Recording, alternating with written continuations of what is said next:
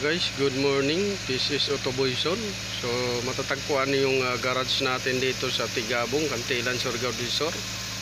So mayroon tayong i-share sa inyo itong DE63T. So high RPM yung napapansin ko dito. Mataas yung RPM nya, parang nagwa-wild yung makina. Tapos dito may check engine guys. Ayan o, check engine to. So share ko sa inyo kung ano yung kadalasan common dahilan nito. Maliban sa vacuum leak, sa electrical system nagkakaroon din to ng problema.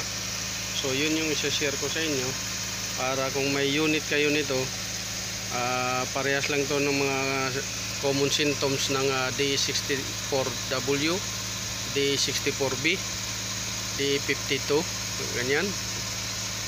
Lahat ng may mga gumagamit ng TPS o throttle body, ito yung nagiging sanhi. Bihira lang yung mga vacuum leak. Mostly dito is yung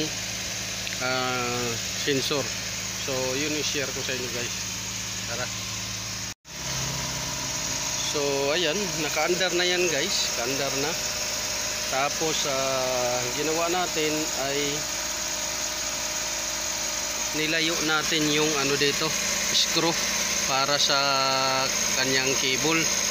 So nilayo natin. Ayan, malayo na. Ayan, nilayo na natin.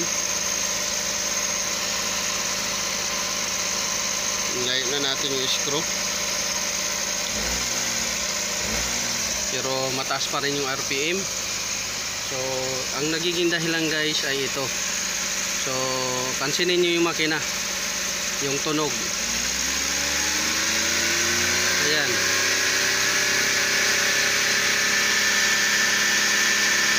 So nag-wild yung makina guys. So nag-wild, diba? So pansinin niyo. Tapos bunutin ko. Ayan. Diba? So nag-wild siya. So yan yung kadalasan na dahilan ng ganitong unit, maliban sa vacuum. So ang gagawin natin dito, papalitan natin ng TPS dahil nagwa-wild siya. Pagka binunot mo, nagno-normalize. So short circuit na yung TPS nya. So yan yung gagawin natin ngayon guys. So ating papalitan yan at papanda rin natin ulit kung mag-normalize siya. So yun lang ang gagawin natin sa problema na high RPM.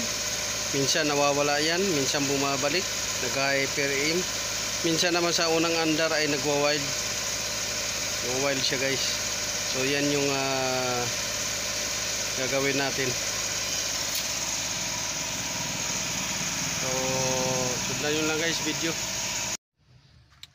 So ayan guys, atin ang pinalitan ng surplus.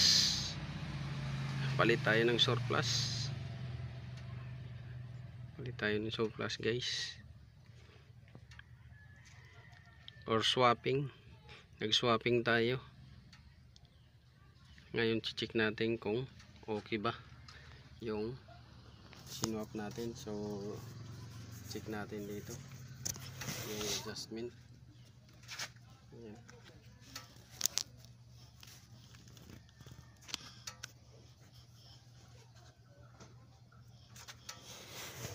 So check natin yung adjustment ng throttle dito para matansya natin kung okay ba yung adjustment niya diyon sa ilalim.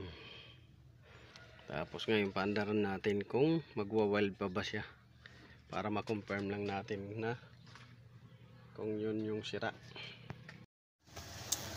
So paandaran natin guys. So ignition on. Ayan.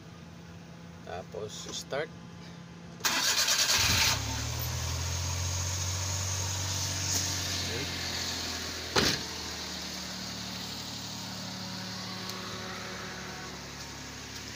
So tingnan natin kung wild pa ba siya.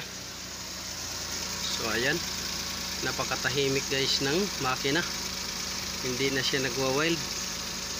So yan yung ano niya,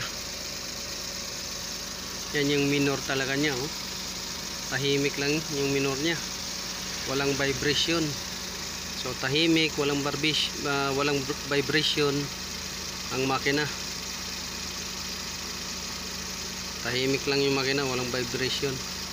Ayan, oh. Tahimik. Ngayon i-air ko natin kung mamamatay ba siya. Oh, wala, hindi namatay guys yung makina. Tumaas lang ng konti yung andar niya, pero ayan, oh, hindi pa rin nagwa-wild. So confirm na yan yung sira, TPS yung sira.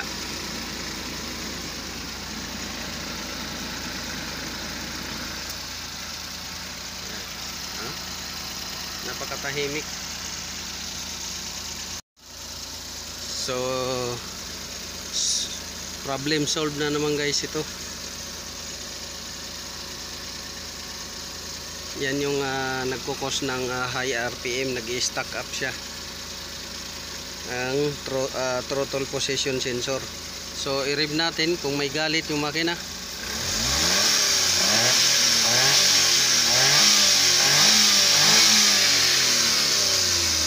May galit naman yung makina. So road test natin to maya maya. So yun lang guys, thank you for watching. This is Autoboy Son. Maraming salamat. God bless you all.